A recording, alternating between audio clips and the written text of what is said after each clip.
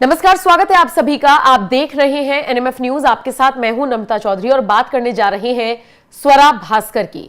स्वरा भास्कर ने इन चुनावों में महाराष्ट्र में अपने पति के लिए जबरदस्त तरीके से प्रचार किया, उसमें कोई दो राय नहीं, कोई दुराव छिपाव नहीं। लेकिन उसके बाद जब फहाद अहमद अणुशक्ति नगर से हार गए तो दोनों पति पत्नी ने ईवीएम का राग अलापना शुरू कर दिया।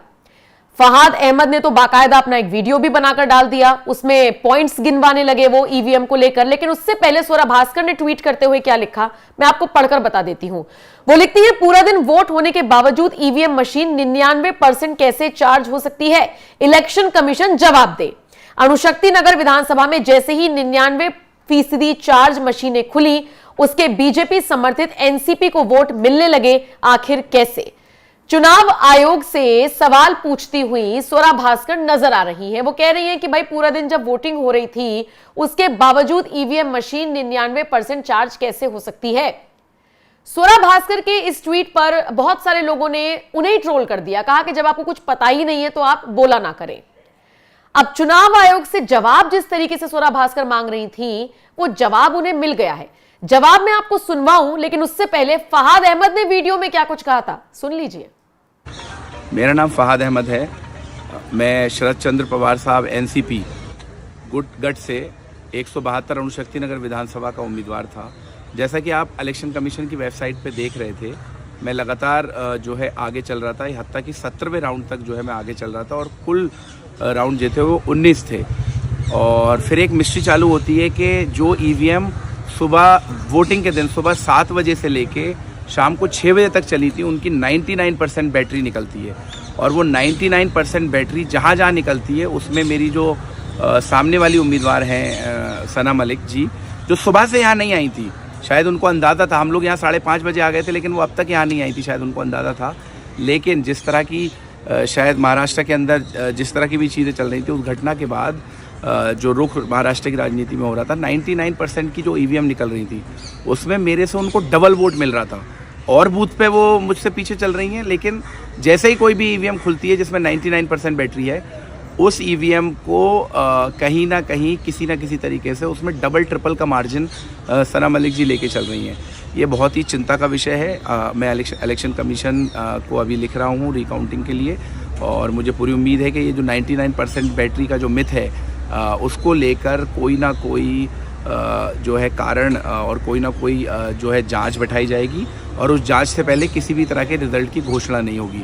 बहुत मतलब किसी और ने ईवीएम का राग नहीं अलापा, लेकिन स्वरा भास्कर और फहाद दोनों ईवीएम का राग अलापते हुए नजर आए। ये उन्होंने नहीं देखा कि महायुति को किस तरीके से महाराष्ट्र की जनता ने जिताया है और अपना मत दिया है, अपना फैसला सुनाया है, एक मैंडेट दिया है कि जो नोमानी से आप मिलते फिर रहे थे ना, वो नहीं चलेगा महाराष्ट्र में। खैर, चुनाव आयोग की तरफ से सबूतों के साथ जवाब आ गया है। भाई साहब, जवाब दिया गया है ईवीएम को लेकर, परसेंटेज कितनी चार्ज है कितनी नहीं चार्ज है उसको लेकर। मुख्य चुनाव आयुक्त राजीव कुमार ने क्या कहा, सुन लीजिए। कमीशनिंग होती है उस दिन उसमें बैटरी डाली जाती है। पहले आया था, पहले और बहुत सारी चीजें आई थी कि वो हैक हो सकती है, उसका वोट इधर डाला तो इधर जा सकता है, कुछ हो सकता है। ये पहली बार आया। अब हम ये भी सोच रहे हैं कि इससे अगला क्या आएगा, हम नहीं समझ पा रहे इससे अगला क्या आएगा, बट लगता है अगला भी कुछ आएगा, रुकेगा नहीं। मतलब कितनी बार। एनीवे, कमीशनिंग बहुत जरूरी है समझना।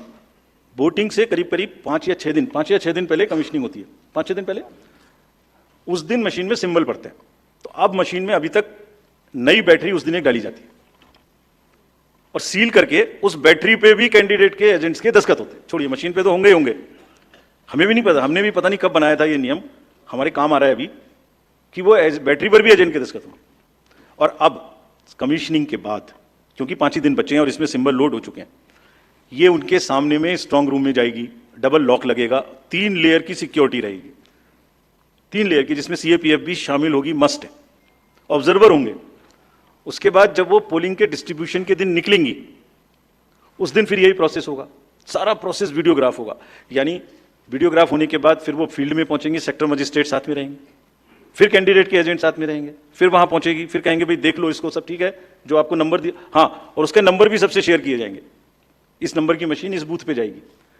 फिर जब वो बूथ पे पहुंच गई तो कहें भाई मिला लो आप, इसी नंबर की है कि नहीं है, वोट भी डाल के देख लो 50 ठीक है कि नहीं है। किसी ने 50 डाले, किसी ने 20 डाले, किसी ने कहा नहीं हमें ठीक है हम नहीं डालेंगे। किसी स्टेज में किसी बूथ पर 20 कैंडिडेट हैं, किसी पर 5 कैंडिडेट हैं, किसी पर 5 ने कम वोट डाले, किसी ने ज़्यादा डाले, बैटरी उसी हिसाब से यूज। फिर पूरे दिन वोटिंग हुई, तब एक एक वोट का हिसाब रखा, फिर बंद हुआ। बंद होने के समय में एंड ऑफ क्लोज ऑफ पोल में फिर से दस्तखत कराए, फिर से हिसाब लगाया कितने वोट पड़े, फिर से फॉर्म 17C दिया। उसको कितना दिखाएंगे, कौन दिखाता है इतना, बताइए। कोई एक प्रोसेस कंपैरेटिव बताइए पूरी कंट्री में जहां public disclosure disclosure disclosure participation participation इतना अधिक हो। तो स्वरा और फहाद के आरोपों पर आप ये कह लीजिए चुनाव आयोग का जिस तरीके से बयान सोशल मीडिया पर वायरल हो रहा है, राजीव कुमार का बयान आप सुन रहे हैं, सुबह से सोशल मीडिया पर ट्रेंडिंग में है। आप बताइए स्वरा भास्कर के आरोपों को लेकर और चुनाव आयोग के इस वीडियो को लेकर आप क्या राय रखते हैं?